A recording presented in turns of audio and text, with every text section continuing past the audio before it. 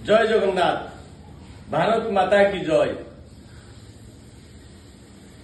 मु श्याम सुंदर साहू मोर ओडिशार समस्त जनसाधारण को मोर प्रणाम करुच्ची। भाई भौणी मान स्वागत करुच्ची। युव बंधु मान स्वागत करुच्ची। मोर निवेदन ओडिशा राज्य को महान राज्य किमती हम तापाई आम समस्त चिंता करिवार विषय वर्तमान आछि। आपण माने सचेतन हुंतु।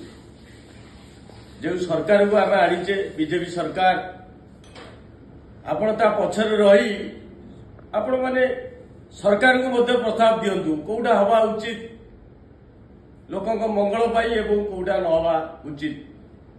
मु वर्तमान गोटे विषय उपरे कहया चाहूची। वर्तमान जो जमी जमा उपरे निष्पत्ति निया जायछि ओडिशा सरकार रे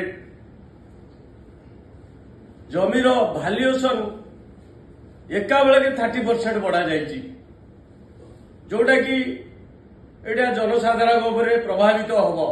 गोटे जमी रेस्ट्री कला बेलू गोटे लोक एते पैसा 7% टैक्स देला बेलू से लक्ष लक्ष टंका गणुचे ओडिशा सरकार को दउछि। ता बदल से पाउछि कोन या द्वारा कोन जमी जमा सेल मध्य कमी जीव सरकार रेवेन्यू हरइबे।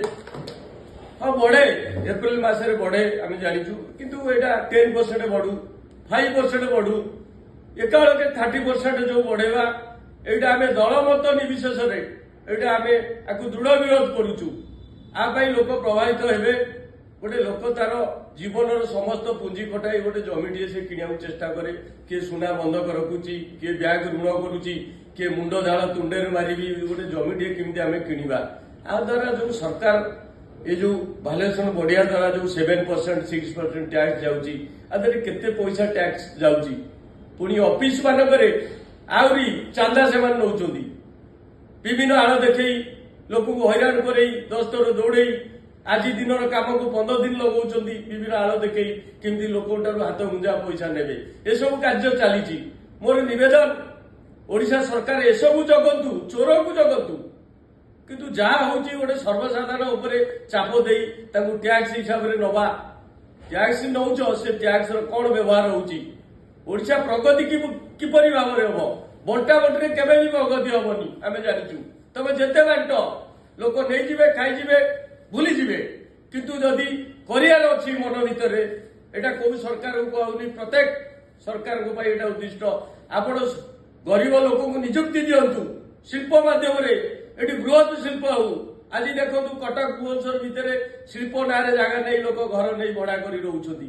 सरकार कौन ये सब देखुना कृषि डेभलपमेंट नहीं कृषि क्षेत्र टाक प्रथम डेभलपमेंट कर कृषि क्षेत्र को रास्ता नियो पानी दियो कृषि क्षेत्र को सजाड़ कृषि क्षेत्र को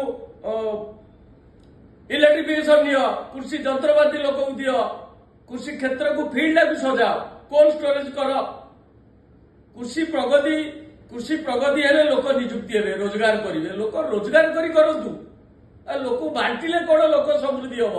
ये जो लोक मोटा होची लोक नेले पेटू खाईदेले सरीगला एटा केवल भोट राजनीति आम जानिचु।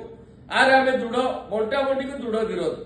जदि समस्त को सम्मान चाहूच तार अन्य बाट अच्छी लोक नियुक्ति हेले सम्मान नेबे।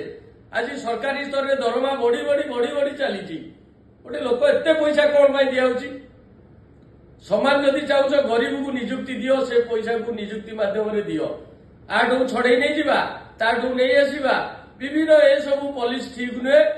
आ विशेषकर आम आर दृढ़ विरोध करुचु जो 30% लैंड लाइन बढ़ी जमी संस्कार आण सहरटा बढ़ू सरकार तो करूना प्राइवेट पार्टी कर तुम कौन कंजेस्टेड कर दौच आम मानू 30 फुट रोड रख 40 फुट रख 20 फुट जहाँ दरकार रोड टाक जग किंतु पार्ट प्लट हो पारनी एटा हो पारनी ये सब आ द्वारा कंजेस्टेड हो बहुत लोक प्रभावित होती। लोक ओपन छाड़ आउ गोटे हेलमेट चेकिंग गली कंदी हेलमेट ना पैसा ये सब नवा ये सब ठीक नुहे।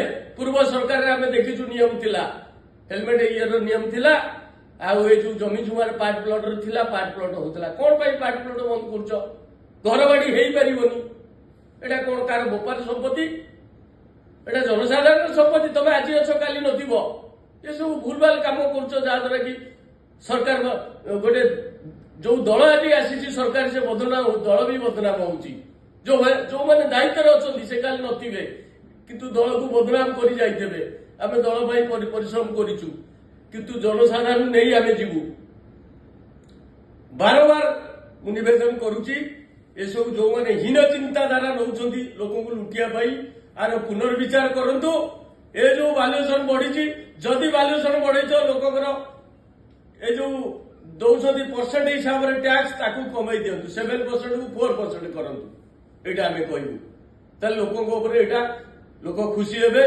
ନାଇଁ ଗୋଟେ ସରକାର କରୁଛି ଆଉ ବିଭିନ୍ନ ଉନ୍ନତିମୂଳକ କାମ ଅଛି ସବୁବେଳେ ପ୍ରଡକ୍ସନ ବଢାଅ ଲୋକ ବଣ୍ଟାବଟିରେ ଆମେ ଚାହୁଁନୁ ବଣ୍ଟାବଟି ଜମା ଅବ୍ୟବସ୍ଥା ଲୋକ ନିଯୁକ୍ତି ପ୍ରଡକ୍ସନ ବଢିଲେ ଲୋକ ନିଯୁକ୍ତି ହେବେ ଧନ୍ୟବାଦ ତେଣୁ ମୁଁ ଓଡ଼ିଶାବାସୀଙ୍କୁ ନିବେଦନ ଆପଣ ମାନେ ସଜାଗ ରୁହନ୍ତୁ ଆପଣ ମାନେ ପ୍ରତିବାଦର ସ୍ୱର ଉଠାନ୍ତୁ ଆପଣ ମାନେ ଚୁପ୍ ରହିଲେ ଆପଣ ନିଜେ କ୍ଷତିରେ ପଡିବେ ଆ ପାଇଁ ଦଳ ମତ ନିର୍ବିଶେଷରେ ପ୍ରତ୍ୟେକ ସଂଗଠନ ବହୁ ସଂଗଠନ ଓଡ଼ିଶାରେ ଅଛି ଆ ପାଇଁ ପ୍ରତିବାଦ କରନ୍ତୁ ଆପଣ ରାଜରାସ୍ତାକୁ ଉଠାନ୍ତୁ ଯେ ସବୁ ହୀନ ଚକ୍ରାନ୍ତ କରୁଛୁ ସେମାନଙ୍କୁ ଚଲେଇ ଦିଅନ୍ତୁନି ତା ବେକରେ ଗାମୁଛା ପକାନ୍ତୁ ରାସ୍ତାଘାଟରେ ଏଇଆ ମୁଁ କହିବି ଆଉ ବିଗତ ଦିନରେ ସେମାନେ ବନ୍ଧା ବି ହେବେ ରୋଡ ଉପରେ ଏସବୁ ତାର ବ୍ୟବସ୍ଥା ହଉଛି ଜୟ ଜଗନ୍ନାଥ ବନ୍ଦେ ଉତ୍କଳ ଜନନୀ।